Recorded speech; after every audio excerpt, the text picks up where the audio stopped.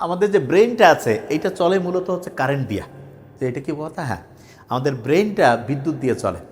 এখন আমরা জানি যে বিদ্যুৎ যদি স্বাভাবিক লেভেলে থাকে তাহলে দেখা যাবে যে ইলেকট্রনিক্সের জিনিসপত্র ঠিকভাবে কাজ করবে।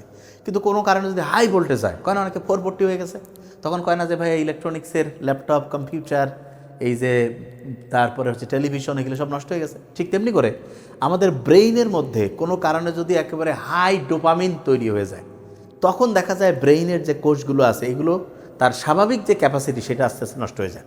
আর প্রশ্ন হলো হাই ডোপামিন কখন তৈরি হবে?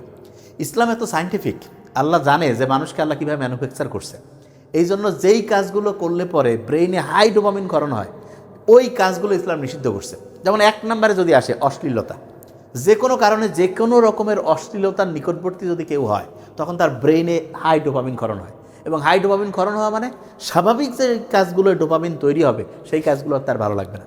দেখা যাবে যে কেউ যদি হচ্ছে অশ্লীলতার নিকটবর্তী হয় তখন তার ব্রেইন এমন পরিমাণ ডোপামিন ক্ষরণ হবে যে ওই রকম অ্যাক্টিভিটিসের বাইরে স্বাভাবিক যে অ্যাক্টিভিটিস, যেমন বন্ধুবান্ধব সহ গল্প করা, ফ্যামিলির সবাই মিলে আড্ডা দেওয়া, একটু মাঠে খেলাধুলা করা, এগুলার ভালো লাগবে না। এবং এই কারণে দেখবেন যারা যত অশ্লীলতার নিকটবর্তী হয়েছে তাদের ব্রেইনের ক্যাপাসিটি তত কমছে। অনেক স্টুডেন্ট বলে না যে ভাই আমি আগে ভালো পড়াশোনা করতে পারতাম, পড়া খুব ভালো খেয়াল রাখতাম, কিন্তু হঠাৎ করে কলেজ বিশ্ববিদ্যালয়ে ভর্তি হইলাম, তারপর কেমন কেমন করে জানি হচ্ছে যে আমার ব্রেইনের যে ক্যাপাসিটি, মনে রাখার যে দক্ষতা কমছে। এদের আপনি ঠিকভাবে যদি হচ্ছে ইনভেস্টিগেশন করা যায়, প্রায় 90% প্লাস মাইনাস 90% প্লাস মাইনাস বলবে যে তার যে কোনো বাজে অভ্যাসে সে আছে।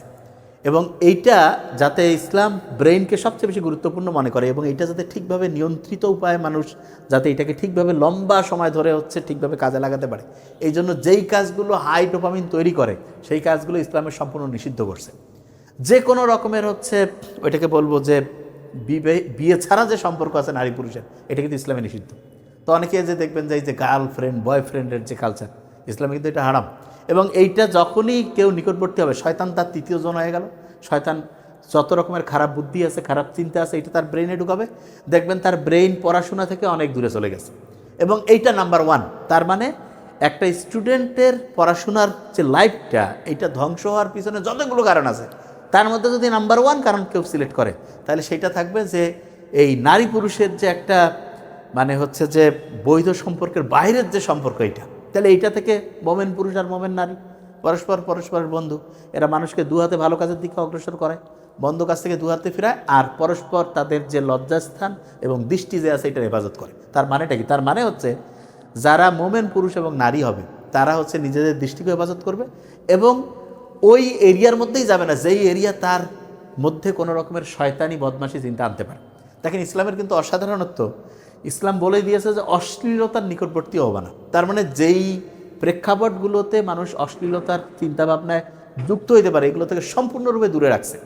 তো এই জন্য আমরা বলবো যে স্টুডেন্ট অবস্থায় যারা আছো প্রত্যেকেই চেষ্টা করবা যে তোমার জন্য ইসলাম যেটাকে নিষিদ্ধ করছে সেইটাতে মাস্তানি করে হচ্ছে সেইটাকে হচ্ছে স্মার্টনেস, মডার্ন, হ্যাঁ এইরকম ভাবধারা এইটাকে হচ্ছে নর্মালাইজ করার চেষ্টা করবে না, এটা সবচেয়ে ভয়ঙ্কর।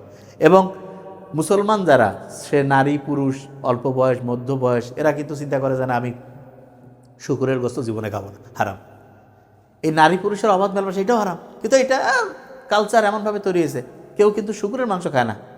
পায়খানা খাওয়া যেমনটা হারাম, শুকুরের মাংস খাওয়া হারাম, এই দুইটা কেউ খাবে না, কিন্তু দেখেন যে নারী পুরুষের অবাধ মেলামেশা নর্মালাইজ। এই জন্য ইসলামের একটা অসাধারণত্ব হচ্ছে যে একটা জিনিসকে প্রতিষ্ঠিত করতে, ইসলাম প্রতিষ্ঠিত মানে কালচারের মধ্যে নিয়ে আসতে খুব উৎসাহিত করছে। যেমন নামাজ পড়া, এটা কালচারের মধ্যে যে নামাজ তো পড়বই, সবাই যখন পড়বে তখন অটোমেটিক বাড়ির ছোটো বাচ্চা থেকে শুরু করে সবাই পড়বে। এবং সবচেয়ে ভালো লোকটা যদি নামাজ পড়ায়, সবচেয়ে যে লোকটা নামাজ পড়ে সে যদি সবচেয়ে প্রতিষ্ঠিত হয় তাহলে অন্যায় থেকে মানুষ বাঁচতেও পারবে, ভালো রাস্তায় মানুষকে উৎসাহিত করতে পারবে। তাইলে এক নাম্বার হচ্ছে অশ্লীলতা, এটা নাম্বার ওয়ান। নাম্বার টু কি? ওই কাজগুলো যেগুলো ব্রেইনের ডোপামিন বেশি ক্ষরণ করে, যেমন এই যে জুয়া খেলা, অনেকে আছে না ক্যাসিনো টেসিনো খেলে, দেখবেন যে নির্দিষ্ট একটা সময় পরে তার না খেলে ভালো লাগে না, হ্যাঁ মাঝে মধ্যে জিতে, ওইটা কিন্তু ওরাই জিতায় দেয়, চেহারা দেখায় ওরা, যে অ্যাপস দিয়া খেলে ওগুলো চেহারা টেহারা সব চিনে ওরা। মন খারাপ করে আছে একটু জিতায় দাও তো, জিতলো মন খুশি যে আরও বোধহয় জিতবো। কিছুক্ষণ পর কিছুদিন পর দেখবে আসল তো গেলই, ওই জমি জায়গা সব বন্ধক রাখিয়া বাড়ির চেয়ার টেলিভিশন যা আছে সব বিক্রি করে, বইয়ের গহনা সব বিক্রি করে হচ্ছে ফকির হয়ে যাবে। এবং এরকম ফকির হওয়ার গল্প শত শত হাজার হাজার আছে। তাহলে এই যে একটা ক্যাসিনো, যেটা ওরা নিজেরা কম্পিউটার দিয়ে হচ্ছে কন্ট্রোল করে, সব ডেটা ওদের কাছে আছে, সেইটার মধ্যে যারা যায় এদের মতো মূর্খ কেউ নেই। ইসলাম তো এমনিতে নিষিদ্ধ করছে, তুমি তো পাবাও না, মানে পাইলেও তো যাওয়ার নিয়ম নাই, কিন্তু ব্যাপারটা হলো তুমি জানার পরও যাচ্ছ, মানে শয়তানে শিখায় খেয়াল মজা লাগে। তাইলে এই যে কোনো রকমের হচ্ছে জুয়া, এইটাও কিন্তু ইসলামে নিষিদ্ধ, একদম নিষিদ্ধ। এই দুইটা সবচেয়ে ডেঞ্জারাস।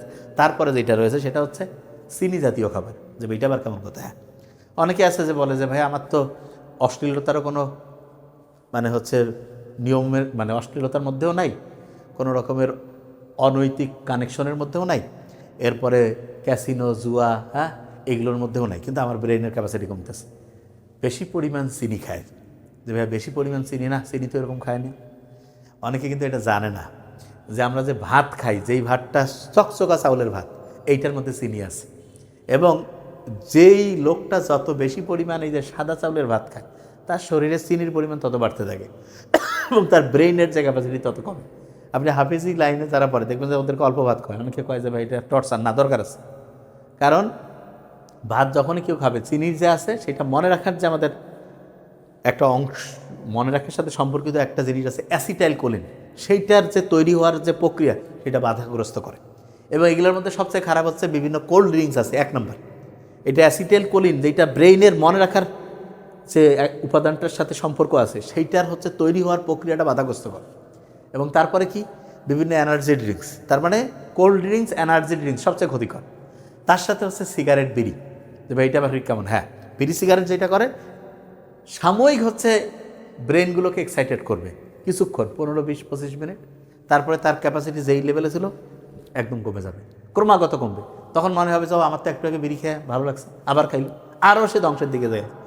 ওই যে আছে না, মানুষ যখন কোনো জায়গায় ডুবতে থাকে, যত বেশি নড়াচড়া করে আরও ডুবে না, মনে করে যে আমি উঠবো, ওই যে কিছু জায়গায় থাকে না, ঠিক তেমনি করে যেই লোক বিড়ি সিগারেট খাবে, ওর মনে হবে যে খাইলাম, তারপরে তো ব্রেনটা কাজ হলো, 15-20 মিনিট এক্সাইটেড করে না, কৃত্রিমভাবে এক্সাইটেড করছে। কিন্তু ওই বিড়ি সিগারেটের প্রভাবটা 20-25 মিনিট যাওয়ার পরে তার যে ক্যাপাসিটি আগে ধরা যাক যে 95 ছিল, ওইটা 90 হবে।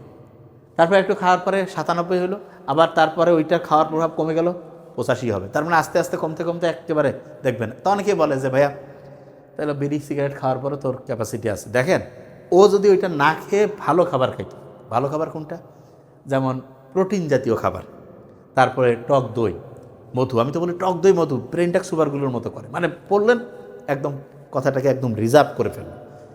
এবং সবচেয়ে গুরুত্বপূর্ণ 2টা কাজ, একটা কি, যে হচ্ছে যে ঠিকভাবে ঘুমানো। ঘুমটা করে কি, পড়াটাকে শর্ট টার্ম থেকে লং টার্ম মেমোরিতে রিজার্ভ করে, এবং আমাদের যে ব্রেইনের যে সেলগুলো আছে, এগুলো হচ্ছে ঘুমের সময় এটা হচ্ছে রিপেয়ার হয়। যেমন রাস্তাঘাটে চলাফেরা করলে রাস্তাঘাটে একটু এবড়ে থেবড়ে হয় না, রিপেয়ার করলে আবার ঠিক হয় না, ঠিক তেমনি করে আমাদের গোটাল শরীরটা এবং ব্রেনটা রিপেয়ারিং হয় রাতের বেলা ঘুমের সময়। এবং ঘুমটা যত আর্লি ঘুমাবো, যত আর্লি উঠবো, তত আমার ব্রেনের জন্য ভালো হবে। তাহলে ঘুমটা ঠিকভাবে হইতে হবে।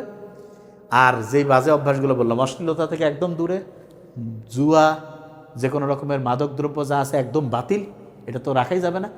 তারপরে যেটা রয়েছে যে ওই যে অনেকেই আছে চিনি জাতীয় খাবার, কোল্ড ড্রিঙ্কস, তারপরে কি এই যে পেপসি, 7 আপ, হ্যান ত্যান যেগুলো আছে, এনার্জি ড্রিঙ্ক, সব একেবারে ডিলিট।